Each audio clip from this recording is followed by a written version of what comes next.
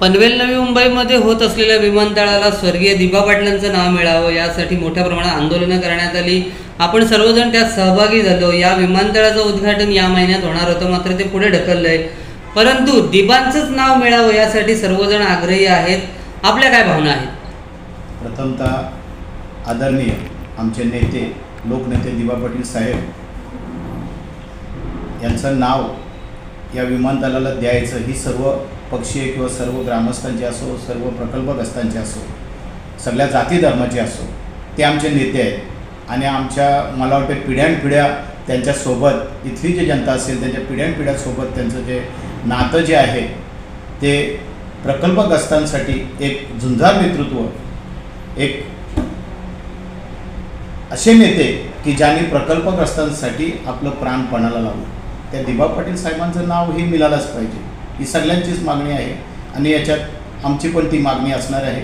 याच्यासाठी प्रकल्पग्रस्तांनी अनेक लढे दिलेले आहेत। याच्यामध्ये दिबा पाटील साहेबांचं नाव मिळावं म्हणून अनेक आपण इथे मोर्चे काढले, उपोषणाला बसली लोक, अनेक प्रत्येकाने प्रत्येकाच्या आपापल्या परीनं त्या नावासाठी जो तो भांडतोय आणि ते नाव मिळालं पाहिजे। दिबा पाटील साहेबांच्या सोबत आमचे वडील असतील, विश्वनाथ शेठ असतील, यांनी बाबांनी आमचं काम केलेलं आहे, आमच्या घराण्यांनी काम केलं। आम्हीसुद्धा दिबा पाटलांच्या शेवटच्या स्टेजपर्यंत दिबा पाटील साहेबांनी काम केलं। म्हणजे ॲम्ब्युलन्समध्ये येऊन प्रकल्पग्रस्तांसाठी भांडणारा प्रथम नेता जो असेल तो प्रकल्पग्रस्तांसाठी सिडकोच्या ऑफिसपर्यंत ॲम्ब्युलन्समध्ये बसून दिबा पाटील साहेब आलेले आहेत। आणि या प्रकल्पग्रस्तांसाठी जे आपले शेतकऱ्यांचा प्रश्न असतील याच्यासाठी जे हुतात्मे झाले त्या हुतात्म्यांचं बलिदान जे झालं त्या हुतात्म्यांची पण नावं तिथंशी त्या याच्यामध्ये टर्मिनल असतील त्यांना पण हुतात्म्यांची नावं देण्यात यावी आणि दिबा पाटील साहेबांचं नाव हे विमानतळाला देण्यात यावं ही आमची रास्त मागणी आहे। आणि ही रास्त मागणी ही ग्रामस्थांची किंवा या प्रकल्पग्रस्तांची असणार आहे।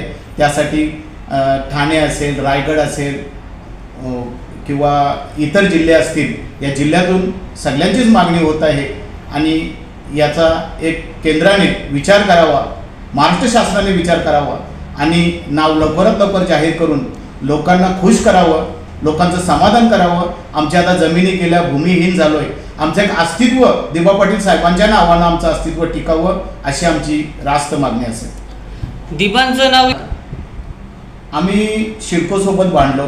जिल्हा परिषद मी सदस्य असल्यापासून प्रथमतः मी विषय घेतला जो शाळांचा, आपल्या ज्या प्रकल्पग्रस्तांच्या ज्या आपण भूमिहीन झालो आणि आपला हा शाळांचा विषय होता तो मी चांगल्या पद्धतीने हँडल केला। हा लोकांना जनतेला इथल्या माहिती आहे।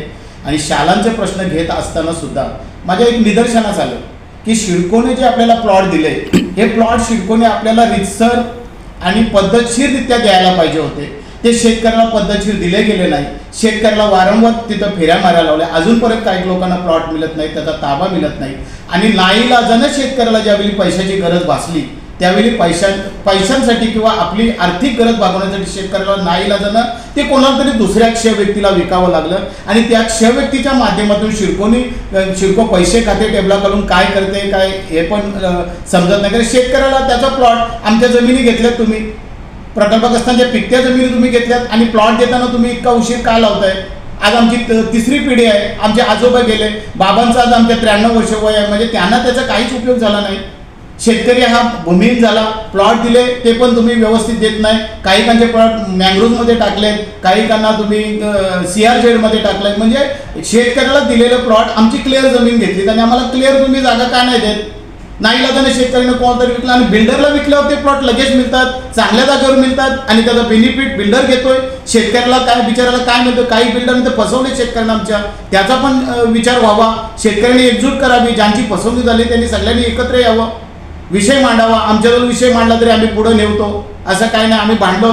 आज रायगड जिल्ह्यामध्ये आम्ही 36 शाळा मी घेतल्यात। जे प्रकल्पग्रस्त 10 गाव झालेत त्या 10 गावांच्या मी शाळा घेतल्या। या 10 गावांसाठी प्रकल्पग्रस्त माझ्यासोबत होते। लोकांचं ज्यावेळी सपोर्ट असतो त्यावेळीच तुम्ही काम करू शकता। 10 गावच्या लोकांनी ज्यावेळी मला सपोर्ट केलं किंवा माझ्या जे ग्रामपंचायत जिल्हा परिषदच्या हद्दीमध्ये येतात तर मी जिल्ह्यामध्ये नाही, अख्ख्या रायगड जिल्ह्यात मी काम केलं शाळांसाठी। अख्ख्या रायगड जिल्ह्यातल्या शाळा घेतल्यात मी।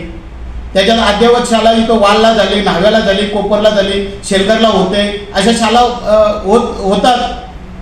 तयार आहेत कामं त्यांची, सिडको काम करायला तयार आहे, पण सिडकोच्या अनेक तऱ्हाच्या इन्व्हेशन लागतात। या इन्व्हेशनसाठी पाठपुरावा करावा लागतोय। उल्वे ग्रामस्थ, तरगर ग्रामस्थ असतील, 10 गावचे ग्रामस्थ असतील, मला रोज फोन असतात त्यांचे, भाऊ आज अलिबागला जाऊया. आता त्या दिवशी आम्ही शिवोना भेटून आलो. शिरकोने जे आता शालांचे प्लॉट काढलेत, जवळजवळ 500 करोडच्या आसपास मी प्रॉपर्टी घेतलेली आहे, ठामपणे इथं सांगू शकतोय. 500 करोडच्या शाळा घेतल्यात. या जर शाळा आज आपल्या ताब्यात आल्या, ग्रामपंचायतीच्या ताब्यात आल्या, तर जे शिक्षणासाठी जो खर्च होतोय मुलांच्या, तो होणार नाही, ही माझी रास्त भूमिका आहे. मी कुठल्याही पक्षाच्या किंवा याच्या वाहवा करण्यासाठी काही गोष्टी केल्या नाहीत. जनसेवा करा. तुम्हाला राजकारणात यायचं असेल तर तुम्ही जनतेच्या सेवेसाठी या.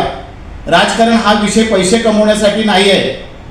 आम्हाला कोणी पण सांगावं रवीने कुठं पैसे कमवले असतील, आम्ही पैसे कमवण्यासाठी नाही. राजकारण हा फक्त लोकांच्या लोकहिताच्या कामासाठी, जनतेच्या कामासाठी आपल्याला चांगलं काम करायचं, म्हणून राजनीती ही एक त्याचा पर्याय असतो. आणि अशा पद्धतीनं जर शिरकोनी जर सहकार्य केलं तर लोकांचे प्लॉट मिळू शकतात. बिल्डरला मिळतात, मग शेतकऱ्याला का नाही मिळत? टेबला खोलून पैसे दिल्यावर प्लॉट निघतात, असे का नाही निघत? आमचे स्वतःचे प्लॉट आम्हाला डेव्हलप नाही करता आले, का नाही करता आले? तर शिरकोमध्ये शेतकऱ्याकडे पैसे आहेत का? टेबला खोलून द्यायला पैसे आहेत का? आता एअरपोर्टमध्ये गावं उठली, त्यांचे अजून प्लॉट मिळत नाहीत. माझ्याकडे पेपर आहेत, मी आज देऊ शकते तुम्हाला. ते हाडके मामा म्हणून आहे, त्याची बाहीर तशीच पडली आज. अरे तुम्ही काय चाललंय तुमचं हे? म्हणजे गावं विस्थापित झाली तरी अजून तुमच्या काहीच होत नाही.